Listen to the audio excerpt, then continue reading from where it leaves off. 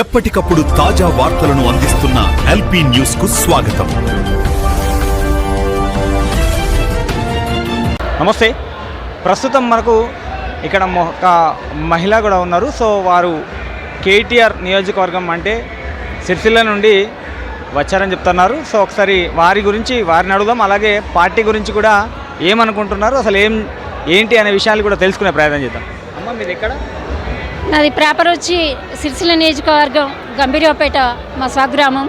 నేను 25 సంవత్సరాల నుంచి తెలంగాణ ఉద్యమంలో పాల్గొని బీఆర్ఎస్ పార్టీలో కొనసాగిన. నాకు కేసీఆర్ గారు బ్రాహ్మణ సంక్షేమ పరిషత్ మెంబర్గా కూడా కేటాయించిండ్రు. 7 ఇయర్స్ నేను అందులో పనిచేశాను.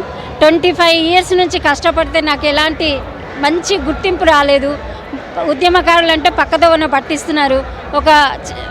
ఒకలాంటి విముఖత పార్టీ మీద ఏర్పడుతుంది. చాలామంది అభిప్రాయం కూడా అదే ఉంది. ఆ సందర్భంలో కవిత గారు ఇవాళ పార్టీ పెట్టి ఉద్యమకారులకు వెనుకబడ్డ ఉద్యమకారులందరినీ కూడా పార్టీలో జాయిన్ చేయించుకొని తనకు చేతనైన సాయం చేస్తా అని ఒక మాట ఇచ్చింది. ఆ మాట ప్రకారం ఇవాళ కొత్తగా పార్టీ పెట్టిందే. ఇది కేసీఆర్ పార్టీ పెట్టినప్పుడు ఎట్లయితే ప్రజలు ఎట్లా ఉంటుందని చూస్తాను వచ్చిండ్రో, ఇవాళ కవిత పార్టీ పెట్టినప్పుడు కూడా ఇట్లా కనబడుతుంది.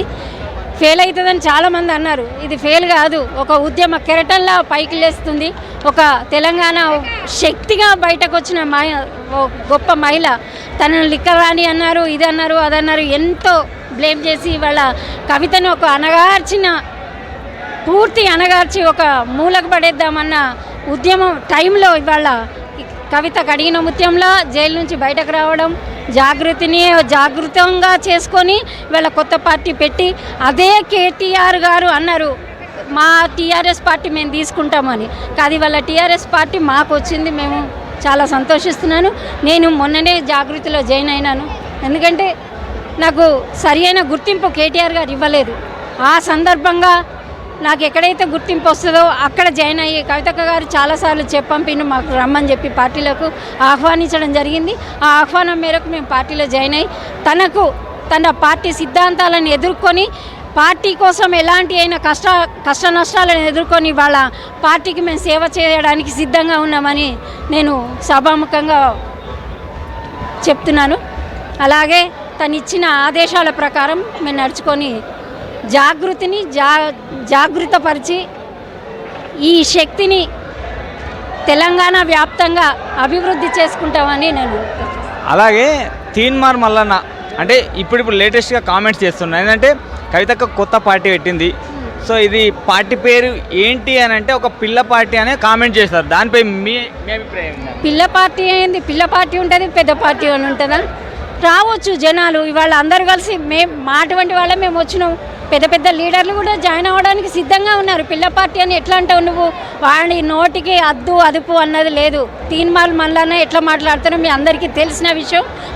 తెలంగాణ ప్రజలకు కాక పక్క రాష్ట్రాలకు కూడా తెలుసు తీన్మార్ మల్లన్న ఎంత వికృతమైన మాటలు మాట్లాడతాడో అందరికీ తెలిసిన విషయం.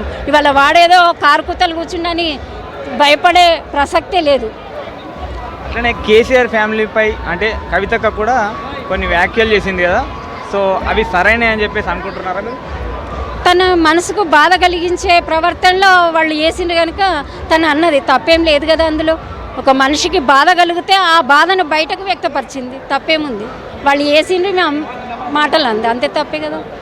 చివరిగా పబ్లిక్కి ఏం చెప్పాలనుకుంటున్నారు? పబ్లిక్కి రాబో కాలంలో జాగృతి పార్టీ ఇవాళ టీఆర్ఎస్గా మార్చుకుంది కనుక టీఆర్ఎస్ పార్టీని, పాత టీఆర్ఎస్ పార్టీ ఎలాగైతే కొనసాగిందో ఇవాళ ప్రజలందరూ కూడా కవితక్కను ఒక సీఎం హోదాలో మనం గుర్తింపు తీసుకురావాలి. ప్రతి ఒక్క కార్యకర్త కష్టపడాలి.